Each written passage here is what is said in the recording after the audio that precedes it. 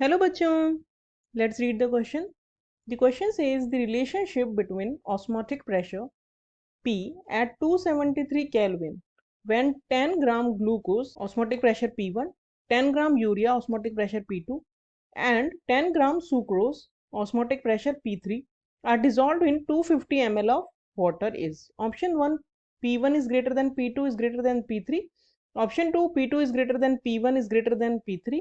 Option 3, P2 is greater than P3 is greater than P1. Option 4, P3 is greater than P2 is greater than P1. So now let us check the key concept of the question. The key concept of this question is that the osmotic pressure, that means here they are showing it by P.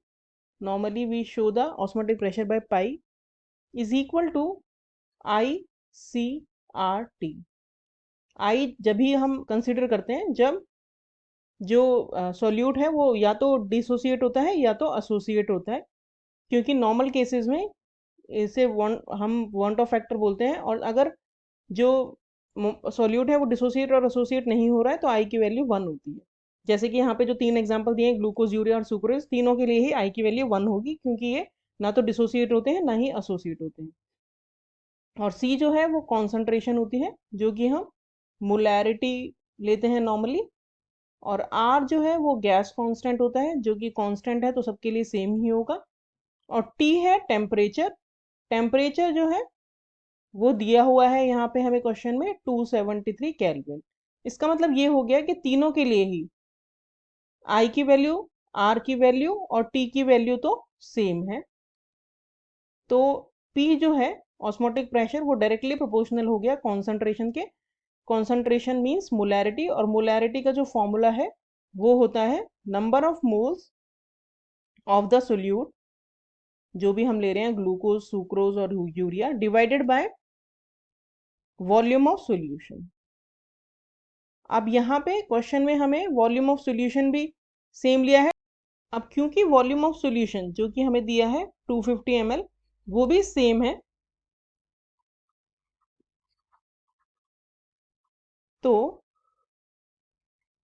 हम कह सकते हैं कि जो pressure है वो proportional हो जाएगा नंबर ऑफ मोल्स से. तो जितने ज्यादा नंबर ऑफ मोल्स होंगे उतना ही ज्यादा ऑस्मोटिक प्रेशर होगा. तो अब हम क्वेश्चन का कंप्लीट सॉल्यूशन देखते हैं. तो हमें बेसिकली तीनों के ही नंबर ऑफ मोल्स निकालने हैं. तो नंबर ऑफ मोल्स जो होंगे वो होता है, मोल्स का फॉर्मूला होता है given mass divided by molar mass.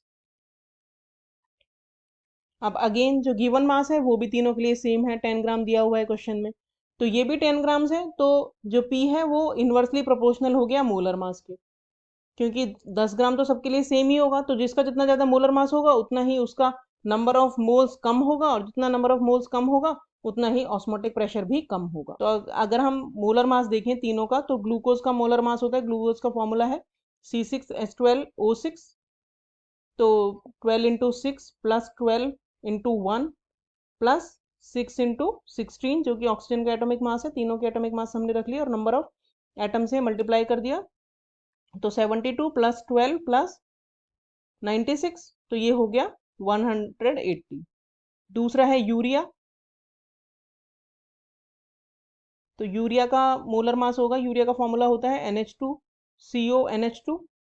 तो इसका मोलर मास हो जाएगा 14 for nitrogen, then 2 into 1 for hydrogen, then 12 plus carbon, 16 for oxygen, then again 14 plus for nitrogen and 2 plus hydrogen. तो इनको अगर हम ऐड करेंगे तो ये होंगे 14 प्लस 14 प्लस 16 प्लस 16, तो ये हो जाएगा 60. तो थर्ड हमें दिया है सुक्रोज, और सुक्रोज का फॉर्मूला होता है C12H22O11. तो 12 इंटू 12 हो जाएगा कार्बन का total atomic mass, plus 22 into 1 हो जाएगा हाइड्रोजन का, प्लस 11 इंटू 16 हो जाएगा ऑक्सीजन का. तो ये आएगा कैलकुलेट करने पे 342. तो अगर हम इन्हें ऑर्डर ऑफ मोलर मास में लगाएं, तो ऑर्डर ऑफ मोलर मास होएगा सबसे ज्यादा सुक्रोज का, उसके बाद ग्लूकोज का, और उसके बाद यूरिया का. तो ऑर्डर ऑफ मोलर मास के ऑपोजिट होगा ऑर्डर ऑफ ऑस्मोटिक प्रेशर. क्योंकि जैसा कि हमने इतनी सारी डिटेल में देखने के बाद ये समझ लिया है कि osmotic pressure is inversely proportional to the molar mass. तो ये हो जाएगा सबसे ज़्यादा यूरिया का, जो कि दिया है P2, उसके बाद ग्लूकोज का जो कि दिया है P1, और सबसे कम हो जाएगा सुक्रोज का जो कि दिया है P3। सो हमारा करेक्ट ऑप्शन हो गया option 2। Hope you understood the solution well. Thank you.